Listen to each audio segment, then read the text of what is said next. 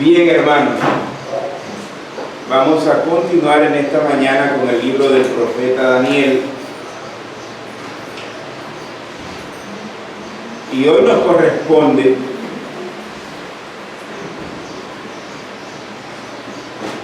el capítulo 3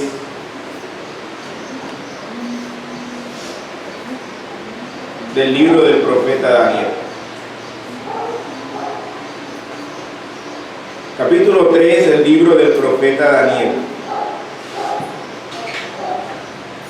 En el capítulo anterior vimos los sueños perturbadores de Nabucodonosor.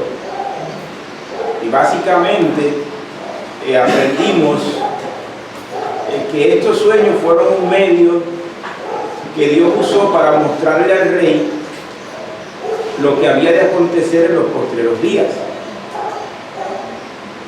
Y entre los propósitos de Dios al mostrarle a Nabucodonosor lo que había de suceder en los postreros días, estaba el deseo de Dios de que Nabucodonosor entendiera los pensamientos de su corazón, como dice Daniel en el capítulo 2.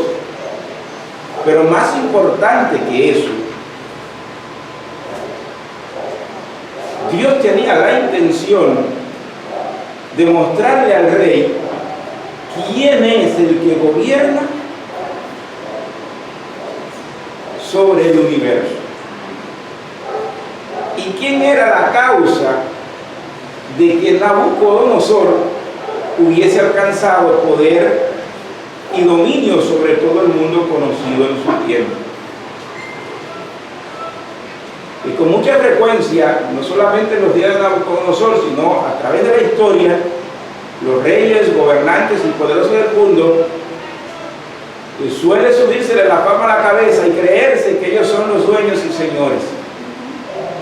Y alguna que otra vez, como en los días de Nabucodonosor, Dios interviene en la historia para recordarles quién es el que gobierna, quién tiene el control sobre la historia de la humanidad. Hermanos, miren, puede parecernos difícil de entender, puede parecernos incomprensible, incluso alguno que otro se puede rebelar contra Dios, pero Dios es el absoluto Señor y soberano en la historia de la humanidad.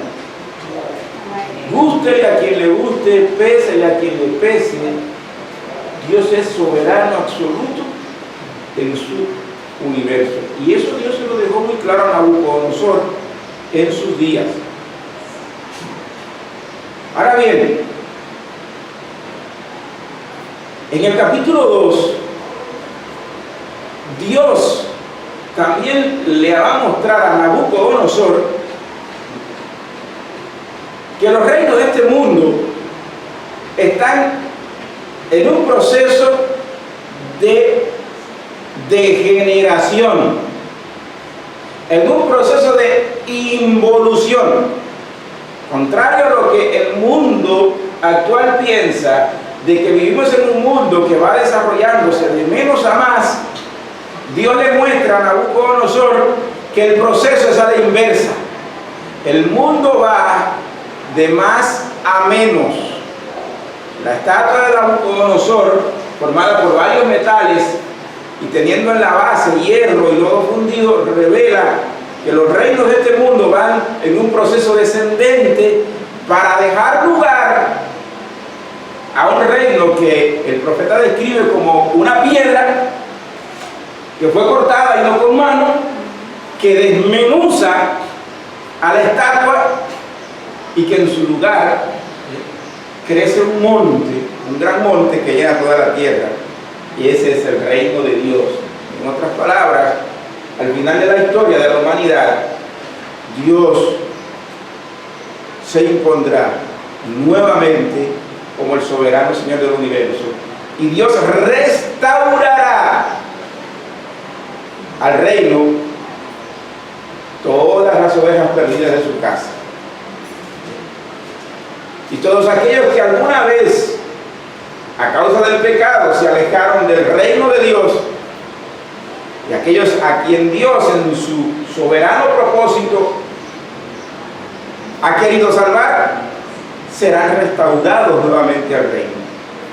Así que, en un sentido, la historia, como dijimos en la introducción a Daniel y en la lección 1, la historia es la historia de los poderosos hechos de Dios, llevando adelante su propósito eterno, que no es otro que crear un pueblo, una familia, para la alabanza de la gloria de su nombre. Bendito sea el nombre de nuestro Dios.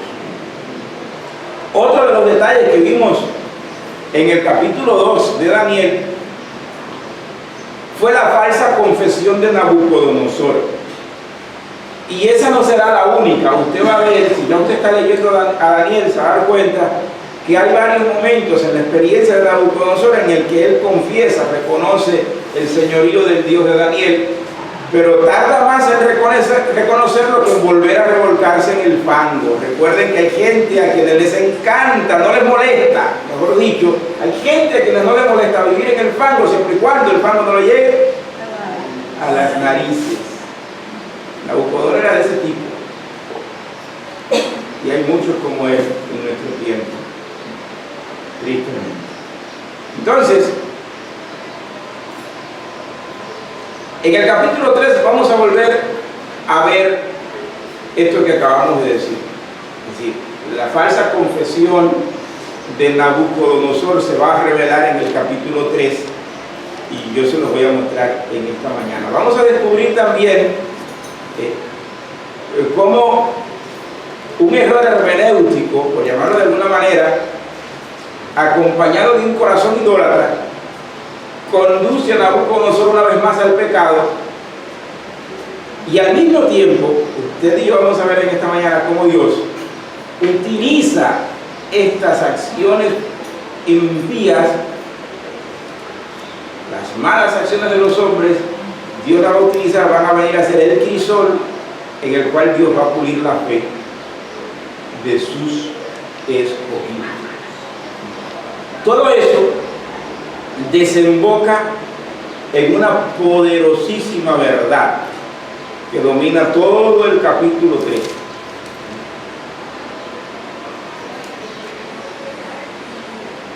Y que va acompañada o que deriva del propósito o el pensamiento clave de todo el libro de Daniel. Esa verdad es la siguiente: el verdadero hombre de Dios, si ajusta a la palabra de Dios, al propósito de Dios, aun cuando las cosas no resulten como él desearía que sucedieran. Esa es una gran verdad en el capítulo 2 de Daniel, que deriva de una mucho más grande y poderosa que esa, y tiene que ver con la singularidad de Dios como fiel Salvador y Señor de su pueblo. Esas dos grandes verdades son las que dominan este capítulo, y vamos a verlo en esta mañana. Así que vamos al libro de Daniel capítulo 3, y como hemos hecho hasta aquí, vamos a comenzar leyendo el texto. Daniel capítulo 3, versículo 1. Sigan conmigo la lectura. Dice: el rey Nabucodonosor hizo una estatua de oro, cuya altura era de 60 codos y su anchura de 6 codos. La levantó en el campo de Dura, en la provincia de Babilonia, y envió el rey Nabucodonosor a que reuniesen los sátrapas, los magistrados y capitanes, oidores, tesoreros, consejeros, jueces y todos los gobernadores de las provincias, para que viniesen a la dedicación de la estatua del rey Nabucodonosor, que el rey Nabucodonosor había levantado. Fueron pues reunidos los sátrapas, magistrados, capitanes, oidores, tesoreros, consejeros, jueces y todos los gobernadores de las provincias a la dedicación de la estatua que el rey Nabucodonosor había levantado, y estaban en pie delante de la estatua que había levantado el rey Nabucodonosor. Y el pregonero anunciaba en alta voz: mándese a vosotros, oh pueblos, naciones y lenguas, que al oír el son de la bocina, de la flauta, del tamboril, del arpa, del salterio, de la zampoña y de todo instrumento de música, os postréis y adoréis la estatua de oro que el rey Nabucodonosor ha levantado. y cualquiera que no se postre y adore inmediatamente será echado dentro de un horno de fuego ardiendo. Por lo cual, al oír todos los pueblos el son de la bocina, de la flauta, del tamboril, del arpa, del salterio, de la zampoña y de todo instrumento de música, todos los pueblos, naciones y lenguas se postraron y adoraron la estatua de oro que el rey Nabucodonosor había levantado. Luego sigue diciendo: por eso en aquel tiempo algunos varones caldeos vinieron y acusaron maliciosamente a los judíos. Hablaron y dijeron al rey Nabucodonosor: Rey, para siempre vive. Tú, oh rey, has dado una ley que todo hombre, al oír el son de la bocina, de la flauta, del tamboril, del arpa, del salterio, de la zampoña y de todo instrumento de música, se postre y adore la estatua de oro. Y el que no se postre y adore, sea echado dentro de un horno de fuego ardiendo. Hay unos varones judíos, los cuales pusiste sobre los negocios de la provincia de Babilonia, Sadrach, Mesach y Abed-nego. Estos varones, oh rey, no te han respetado, no adoran tus dioses, ni adoran la estatua de oro que has levantado. Esta es la primera sección en el capítulo 3 de Daniel, y le quise poner por título el siguiente: una raza de hombres inclinados de continuo solamente al mal. Si les cuesta trabajo recordar ese título, llamémoslo entonces solamente la estatua del rey Nabucodonosor. Cualquiera de los dos que usted quiera pueda recordar mejor, se ajusta al texto. Una raza de hombres inclinados de continuo solamente al mal, o la estatua de oro del rey Nabucodonosor. No pierda de vista lo que vimos en el capítulo 2. Dios le mostró en sueño una estatua a Nabucodonosor. Ahora, tenga en cuenta la diferencia entre la estatua del sueño de Nabucodonosor, capítulo 2, y la estatua del rey Nabucodonosor en el capítulo 3, porque eso es importante aquí. Entonces vamos a ver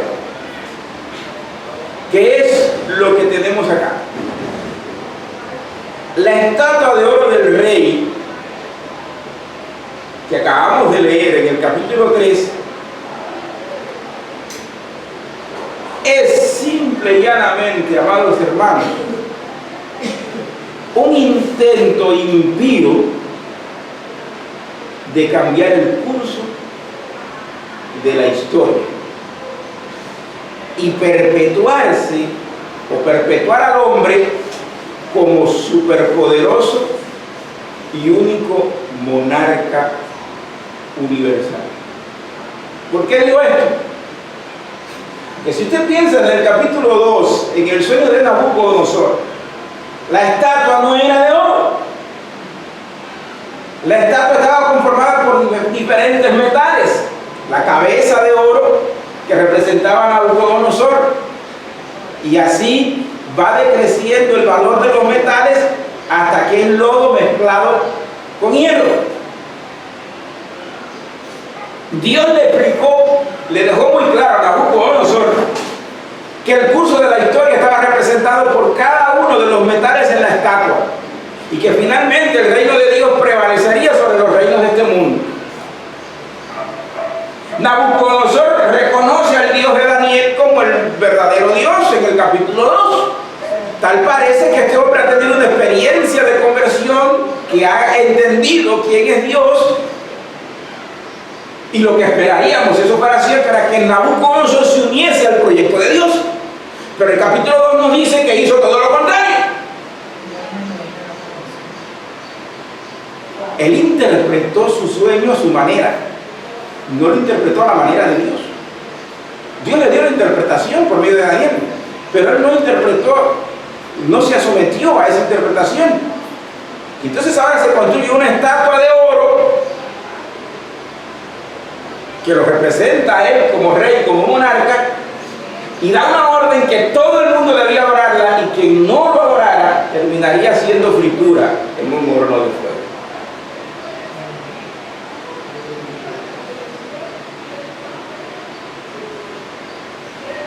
Nabucodonosor intenta cambiar el curso de la historia. No habrá un proceso de 4 reinos en orden descendente. Solo es mi reino, la estatua de oro. Recuerden que el oro representaba el imperio babilónico. Entonces él hace que la estatua, dice, no, en mi sueño fue así, pero en la vida real esta es la realidad. A través de la historia, el gran pecado de los hombres ha sido el intento de cambiar la historia y hacer que la historia se ajuste a los intereses personales de cada cual o de una élite que gobierna.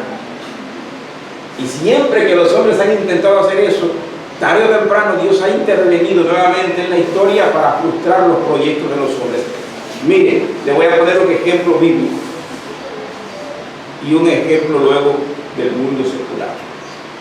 En Génesis capítulo 11 tenemos a los hombres reuniéndose para construir una ciudad y una torre cuya cúspide fuera el cielo. De acuerdo con la historia, lo que usted lee en Génesis 11 es el primer intento de los hombres por construir un imperio a la manera de los hombres y no a la manera de Dios. El líder de aquel primer imperio se llamó Nimrod. Curiosamente, y no por casualidad, el primer gran imperio que se conoce en la historia, descrito en Génesis 11, es el mismo imperio que luego en días de Daniel se llamó Babilonia. Tanto el imperio de Génesis 11 como el imperio del que habla Daniel, en el que se desarrolla toda la historia de Daniel, fueron construidos en el mismo territorio, en la misma zona geográfica. Léase Génesis capítulo 11 y véase Daniel capítulo 1 y usted verá que era en la tierra de Sinaí y no otra. Entonces, los babilonios a través de la historia han sido una raza de hombres habituada a ir de continuo solamente hacia el mal, en sentido contrario al propósito de Dios. Pero no solamente los babilonios, desde Adán, todos los hombres, nos dice Moisés en Génesis capítulo 6 versículo 5, que Dios miró sobre los hijos de los hombres y vio que el designio del corazón de ellos era de continuo solamente al mal. Por eso estamos hablando de acá de una raza de hombres habituados a ir de continuo solamente al mal. Siempre quieren llevarle la contraria a Dios. El imperio babilónico antiguo es lo que hoy se conoce como la nación de Irak en el Medio Oriente. Ese país, Irak, por allá por el año 1993 Estados Unidos invadió y destruyó y eliminó a Saddam Hussein, es lo que antiguamente era el imperio babilónico. Ahí, en esa tierra. Eso nunca ha vuelto a ser un país tranquilo, una tierra tranquila ni próspera. De alguna u otra manera, a través de la historia, ese territorio ha vivido bajo continuos conflictos y es consecuencia del juicio de Dios sobre ellos. Pero no solamente en esa zona eso ha sucedido. Mire, usted se va a la Alemania de Hitler y Hitler intentó cambiar el curso de la historia y que la historia fuese gobernada y dominada por ellos.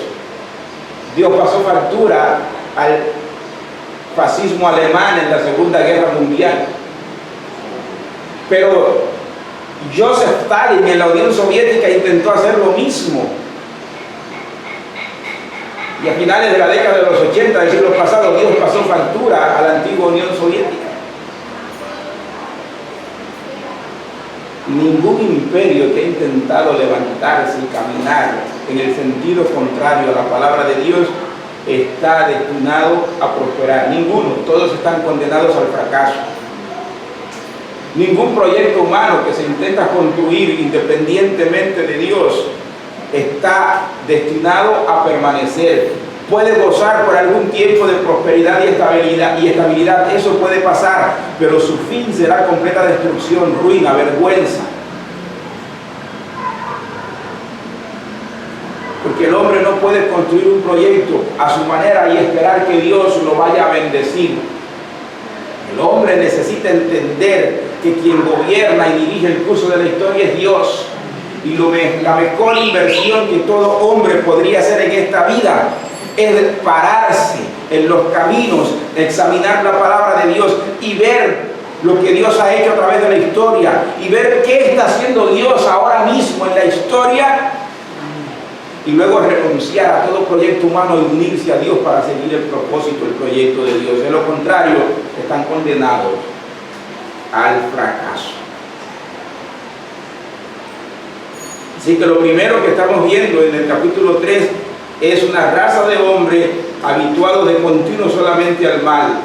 Específicamente el rey Nabucodonosor, interpretando a su manera, estableciendo su propia hermenéutica, para intentar cambiar el curso de la historia. Eso es lo primero que estamos mirando acá. Entonces, ahorita le decía que la confesión de Nabucodonosor en el capítulo 2 era falsa. Si usted lo mira desde la perspectiva que le estamos proponiendo, no hay otra respuesta. Si su confesión hubiese sido sincera, él no hubiese llegado al punto de construir su propia estatua para intentar perpetuarse y obligar a todo el mundo que se inclinara ante su estatua. Una falsa confesión. Y de falsas confesiones está llena el mundo, amados hermanos. Miren, muchas veces nosotros decimos con la mente, creemos en Dios, decimos con la mente, amamos a Dios, venimos al culto, celebramos junto la gloria de Dios, oramos, cantamos, ofrendamos, leemos la Biblia, pero luego cuando volvemos a casa decimos, Dios, ahora aquí quien manda soy yo. Hay muchas maneras de decirlo. A veces no lo dicen con palabras. Sus acciones a veces revelan que usted actúa como Nabucodonosor. Cuando usted desea que Dios se ajuste a su proyecto, cuando usted se encapricha en que lo que usted quiere es esto y aquello, y si Dios no me da esto, yo no voy a serle fiel a Dios, y si Dios no me lo da, me disgusto con Dios, usted está actuando como Nabucodonosor. Usted quiere cambiar el curso de la historia, usted quiere que Dios sea el siervo y usted el Señor. Dios el sirviente y usted la señora. Y no es así. No puede haber bendiciones para esa vida, para esa familia, para ese matrimonio, para esa nación que intenta jugar con Dios y manipularlo a su antojo. No habrá bendición. Nabucodonosor no se sometió al plan de Dios. Él diseñó su propio plan. Esa es una mala costumbre que domina el corazón de los hombres desde Adán hasta nuestros días. Dios no va a bendecir nunca esa vida, ese proyecto, a menos que haya un cambio de actitud hacia Dios. El intento, amado, de establecer nuestros propios planes y proyectos de vida contrario a los planes de Dios, contrario a los propósitos de Dios, está condenado al fracaso.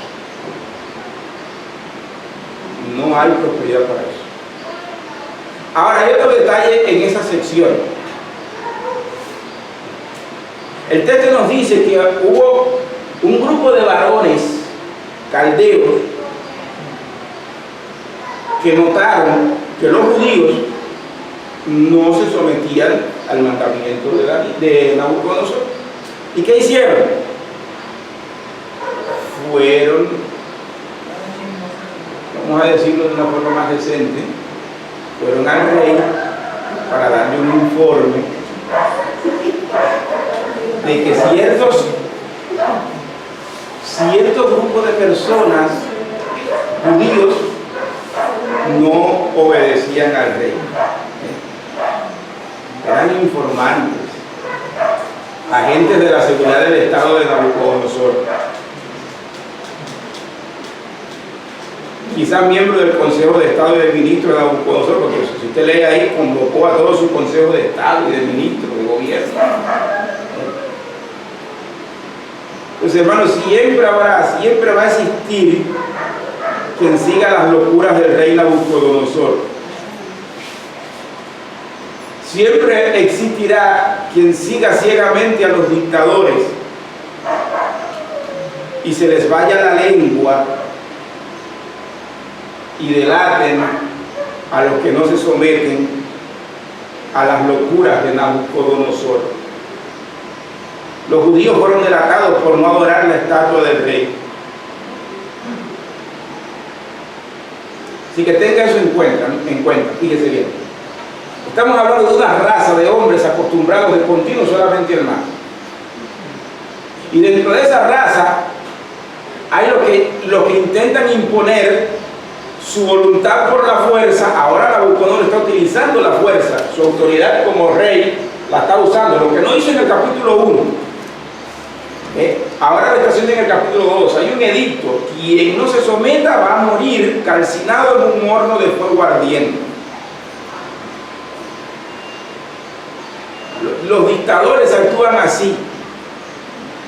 Así está actuando Nabucodonosor. Dentro de esa raza de hombres acostumbrados de continuo solamente al mal están los dictadores en cualquier época de la historia. Líderes mundiales, líderes religiosos que obligan a la gente a someterse a ellos bajo amenaza. Pero también están los súbditos lamebotas, que están siempre mirando el movimiento que va a hacer el vecino para ir con el chisme a Nabucodonosor. Son dos tristes realidades del mundo en el que usted y yo vivimos, que nadie se extrañe. Y nosotros estamos acostumbrados a ver gente así, tanto en la iglesia como en la calle, en el trabajo, en el barrio. Y esa gente está donde quiera. Ahora bien, vamos a la segunda parte del capítulo 3, versículo 13 en adelante. Y si en la primera sección, verso 1 al 12, hemos hablado de una raza de hombres acostumbrados de continuo solamente al mal, bueno, pues en los versículos 13 al 23 vamos a ver una raza de hombres o una juventud comprometida con Dios hasta las últimas consecuencias. Vamos a Daniel capítulo 3 y vamos a leer. Verso 13 nos dice: entonces Nabucodonosor dijo con ira y con enojo que trajesen a Sadrach, Mesach y Abednego. Al instante fueron traídos. Para eso siempre están dispuestos. Y hay gasolina.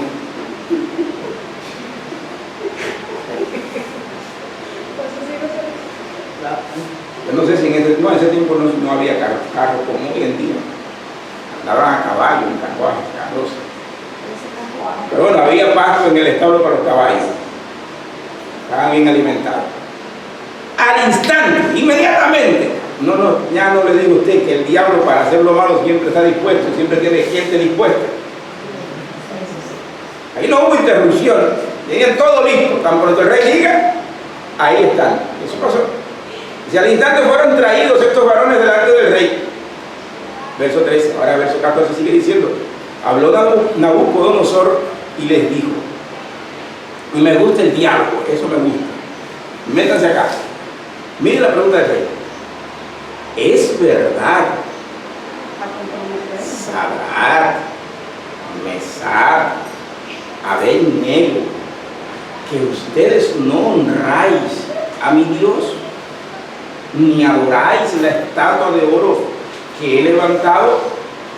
¿Se dan cuenta que su anterior confesión era una hipocresía más de él? Si hubiese sido sincera, su Dios fuese el mismo Dios de Sadrach, Mesach y Abednego. Pero aquí les aclaro, Ustedes no quieren adorar a mi Dios. Eso es verdad que ustedes no quieren adorar a mi Dios. ¿Qué clase de hombre?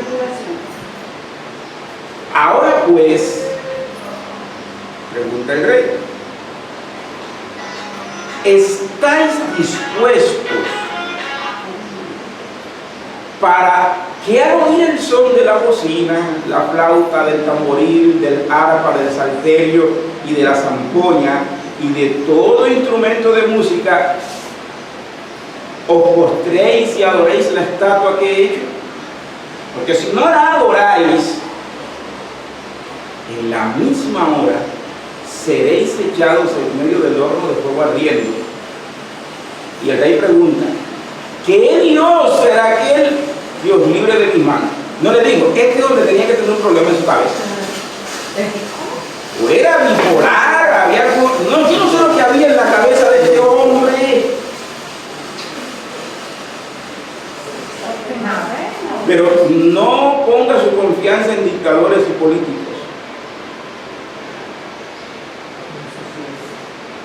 No la ponga, hermanos.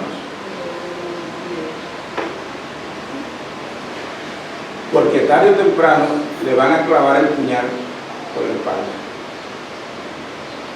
Aquí lo tienen. Capítulo 2, confiesa el Dios de Daniel. Capítulo 3, él se erige como el Dios y amenaza de muerte a los adoradores del Dios de Daniel. Daniel no mencionaba en el capítulo 2, quizás estaba en alguna misión fuera del reino, no sabemos, el texto no nos dice, pero es claro que su confesión era pura hipocresía, porque así son los políticos, hermano, falsos, mentirosos, hipócritas. De cada 10 políticos puede hallarse usted uno que sea serio y sincero, pero no se confía. Entonces vamos a seguir leyendo. El texto dice, verso 16. Sadrac, Mesach y Abednego respondieron al rey Nabucodonosor diciendo, no es necesario que te respondamos. Aquí no hay nada que discutir, Nabucodonosor. Sobre este asunto no hay nada que hablar.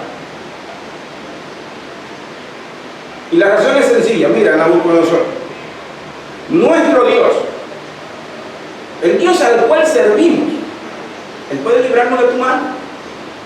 Él puede librarnos del horno de fuego. Él puede. Eso es convicción. Y luego, y de tu mano, rey, nos librará. Eso es tu convicción llevada a grado superlativo.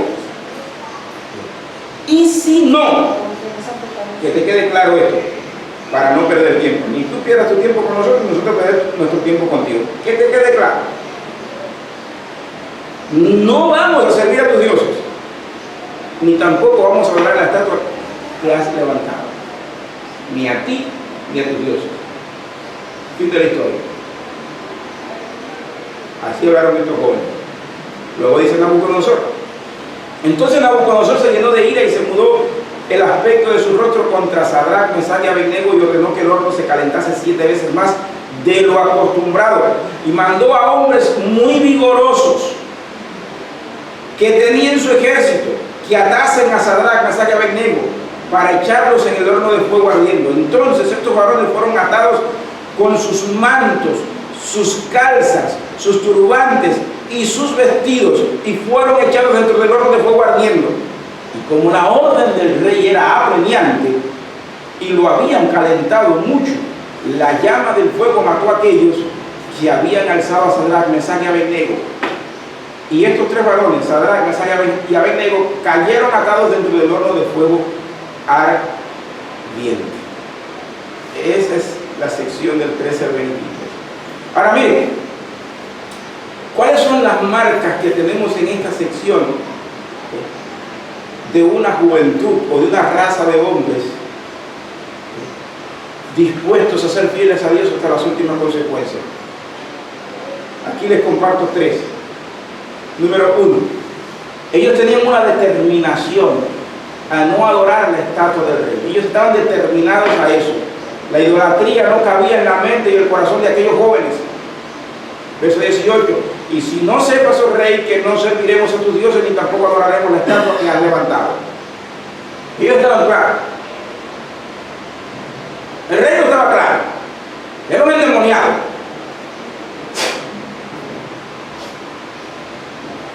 El rey era un endemoniado.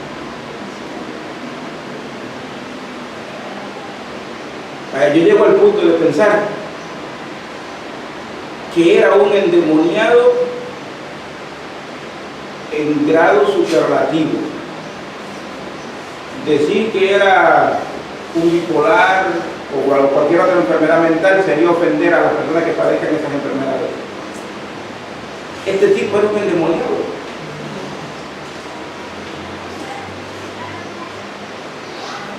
Y estos jóvenes sabían con quién estaban tratando, por eso plantaron bandera y dijeron, aquí la decisión es esta, no vamos. Eso es determinación, eso es ser radical. Pero la segunda marca, no solamente eran radicales, no solamente estaban determinados a ser fieles a su Dios, a no adorar imágenes, sino que tenían convicciones tan firmes, tan sólidas en su Dios, que llegaron a decirle al rey, nuestro Dios puede librarnos, y no solo puede, sino que nos va a librar. Eso sí es fe. Miren el verso 17. Y aquí nuestro Dios a quien servimos puede librarnos del horno de fuego ardiendo, y de tu mano, rey, nos librará. Él puede librarnos y nos va a librar de tu mano, querido Nabucodonosor. Eso es convicción, seguridad, fe llevada al extremo. Sea bendito el nombre de Dios.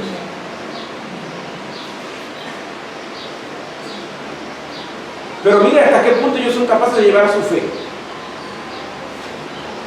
Por eso esto es una clase especial de fe.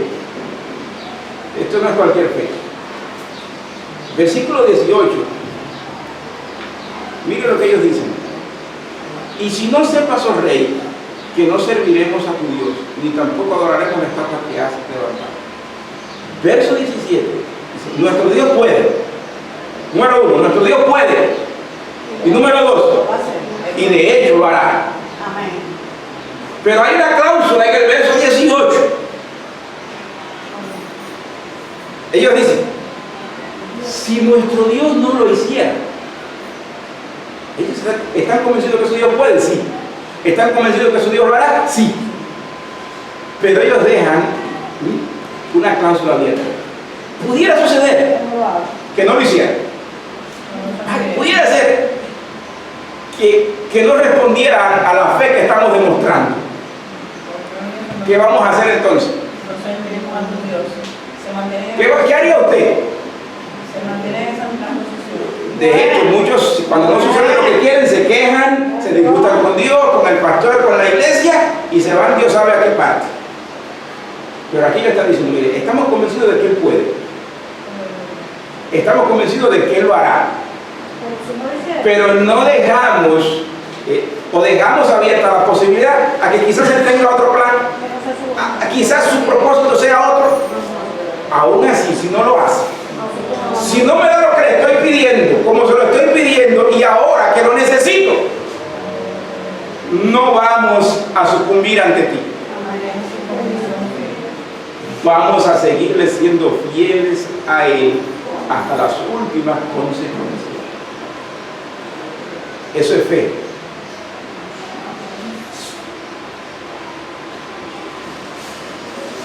En todas las dimensiones humanamente posibles. Esa es la fe verdadera. Esa es la fe auténtica, la genuina fe de un hombre o una mujer de Dios. Y ahora, podríamos volver a preguntarnos, como lo hicimos en el capítulo 1, ¿cómo puede esta juventud manifestar tales convicciones? Y yo creo que no necesitamos volver a hablar de eso porque en el capítulo 1 lo dijimos.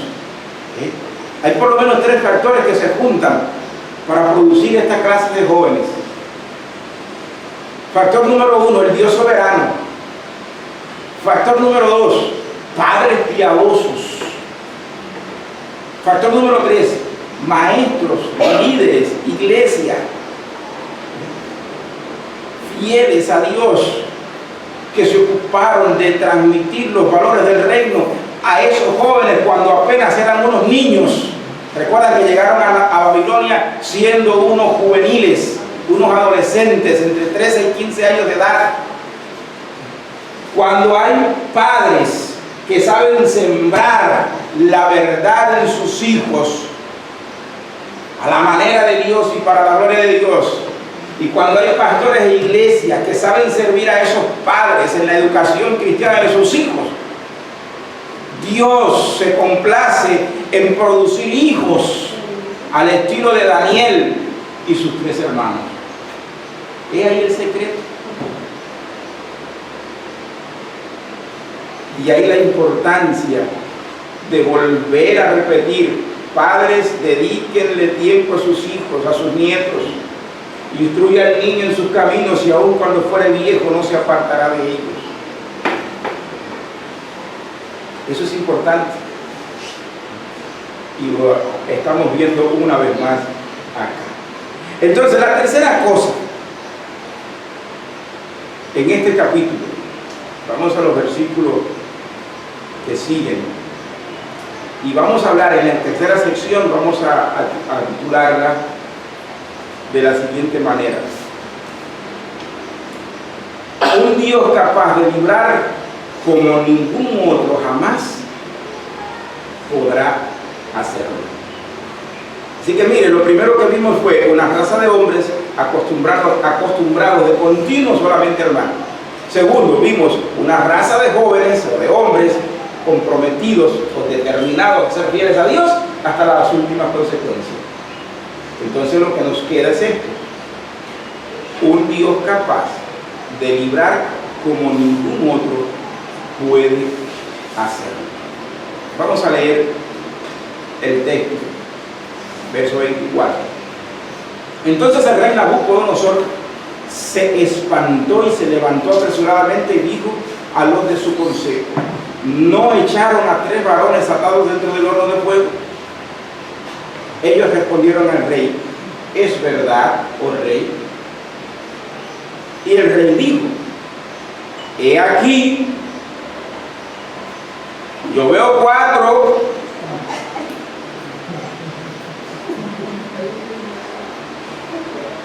ustedes me dicen que 3, yo veo 4 y los veo sueltos. Y además se pasean en medio del fuego sin sufrir ningún daño. Estos están de camping. Estos se fueron parece que andan de paseo. Están a su aire, a sus anchas. Y dice Nabucodonosor: y el aspecto del cuarto es semejante a hijos de los dioses. Y hay problema, y Nabucodonosor no entiende lo que está pasando. Y todos sus sabios, adivinos y su consejo de estado y de ministros está más perdido que Adán y Eva el día de las madres en esta situación. No entienden nada, no saben lo que está pasando acá. Entonces Nabucodonosor se acercó a la puerta del horno de fuego ardiendo y dijo: Sadrach, Mesach, Abednego, siervos del Dios Altísimo. ¿Se dan cuenta que este tipo era un endemoniado loco?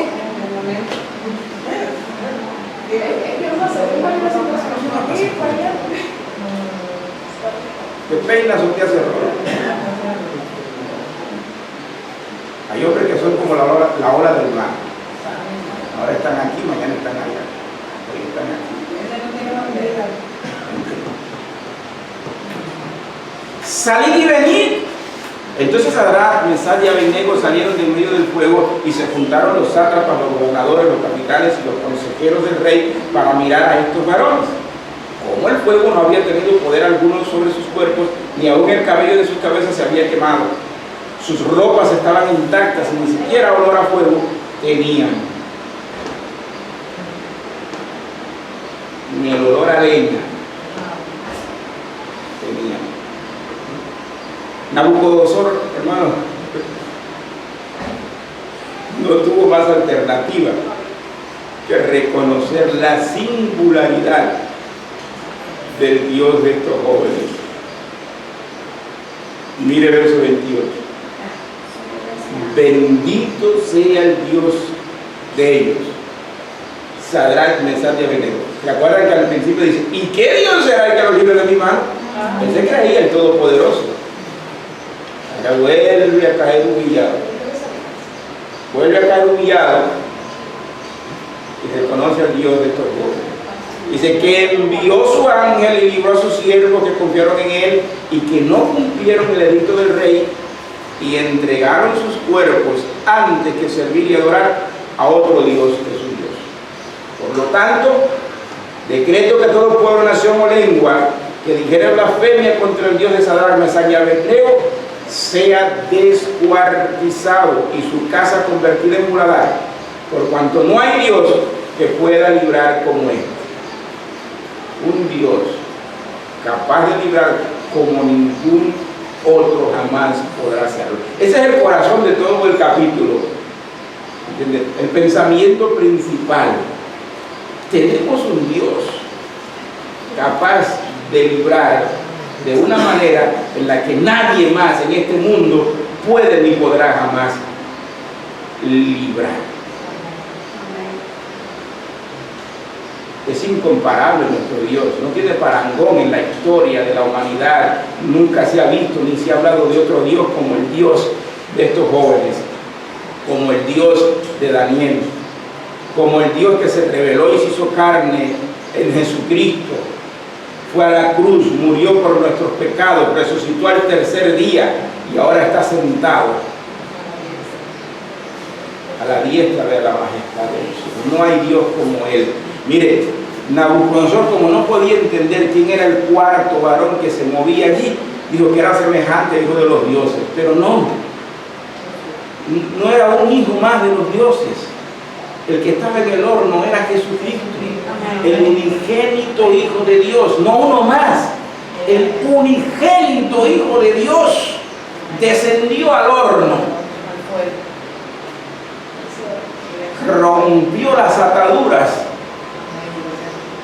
y les dio un tour por medio del horno de fuego ardiente.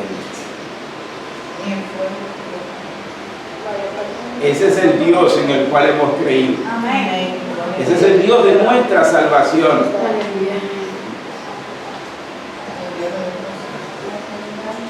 ¿Recuerdan las palabras de nuestro Señor en el Evangelio de Mateo, capítulo 28?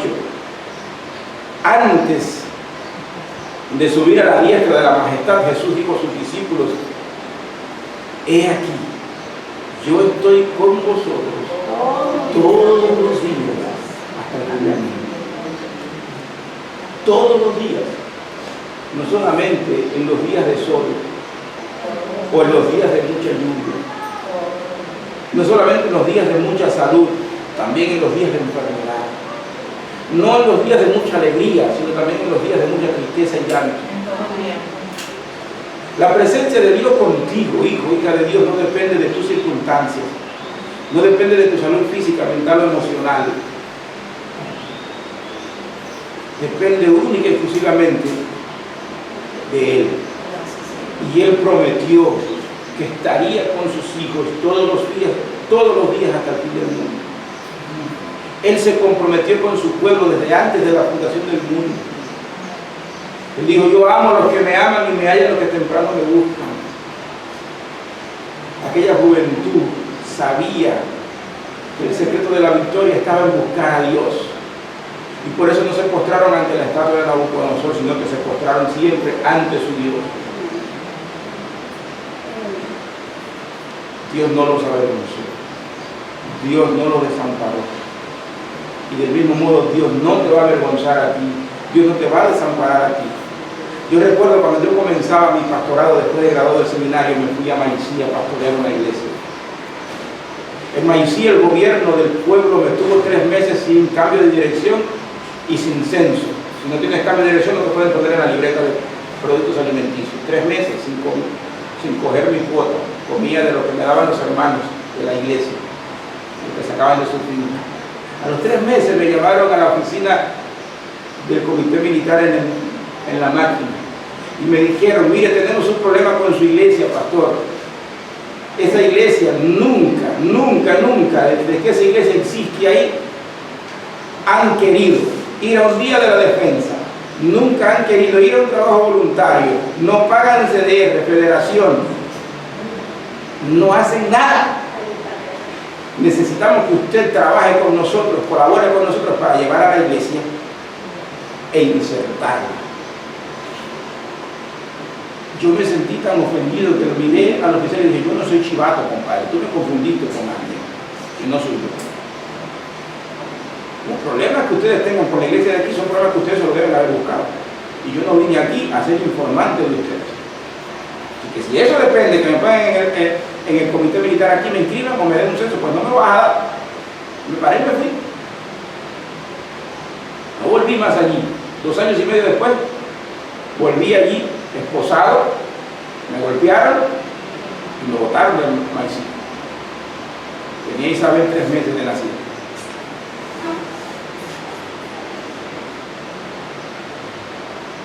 Pero Dios nos bendijo. Dios fue fiel. Algún loco dijo que me habían acusado de estar entrenando a los hombres de la iglesia para alzarme en la sierra de Guantánamo contra el gobierno. Nada más descabellado que eso, hermano. En este país, ¿quién se va a alzar al monte? Te alzas al monte y te mueres de hambre. Eso pasaba en la otra época, pero en esta no. En el monte no hay ni gallina. ¿Entienden? Entonces, a las 6 de la tarde estaba yo todavía trancado en la estación de la policía en la máquina, cuando llega un oficial y pregunta, ¿por qué está el pastor aquí? Nadie sabía por qué estaba el pastor allí. El oficial me dijo, mire, aquí no hay nadie que lo acuse, recoja lo suyo y vaya a su casa. Después me llamaron y me dijeron, tienen que irse de Maicí, me fui de Maicí. Y desde entonces estoy aquí. Pero Dios ha sido fiel. Dios nos ha guardado, Dios nos ha bendecido. Y ese es Dios, hermano. Usted tiene una de dos, yo tengo una de dos. Yo puedo escoger ser fiel a Dios como estos jóvenes y sufrir, estar dispuesto a padecer lo que tenga que padecer, con la seguridad de que Él puede librarme, pero que si no me libra voy a seguir siendo fiel. Usted puede hacer eso. Usted puede hacer lo otro. Usted puede escoger ser parte de los impíos. Aténgase a las consecuencias. Termino en esta mañana con estas palabras. En el resumen final de la historia que acabamos de leer, en el capítulo 3 de Daniel, lo que tenemos es esto: no hay Dios que pueda salvar como el Dios nuestro, como el Dios de estos jóvenes. Cuando hay hombres y mujeres convencidos de la grandeza y singularidad del Dios, del único Dios verdadero, revelado en la persona de Jesucristo. Hermanos, cuando hay hombres que le creen a Jesucristo, no hay rey, ni consejo de Estado, ni fuerza en este mundo que pueda someterlos, pues el Dios al cual sirven vendrá y los librará de sus verdugos. Que el Señor nos bendiga y nos guarde en el resto de este día. Vamos a orar. Padre, gracias por tu palabra. Rogamos que tú perdones nuestros pecados. Si en algún punto fallamos, si algún hermano se ha sentido ofendido o herido, yo te ruego que me perdones, Señor, y que les ayudes a entender que nuestra intención no es herir a nadie, sino abrir la palabra para ver lo que tú tienes que decirnos. Danos a todo corazón dócil y humilde para recibir esa palabra, y sobre todo para comprender qué clase de Dios es el Dios en el cual hemos creído. Que evitemos los errores de Nabucodonosor y su séquito, y que evitemos la fe de estos jóvenes, convencidos de que nuestro Dios no es uno más en el panteón de los dioses de este mundo. Es el único y soberano Dios, Señor del universo, justo pues y fiel Salvador y preservador de su pueblo. Ese es Jesucristo, a quien damos la gloria y la honra por los siglos de los siglos. Amén.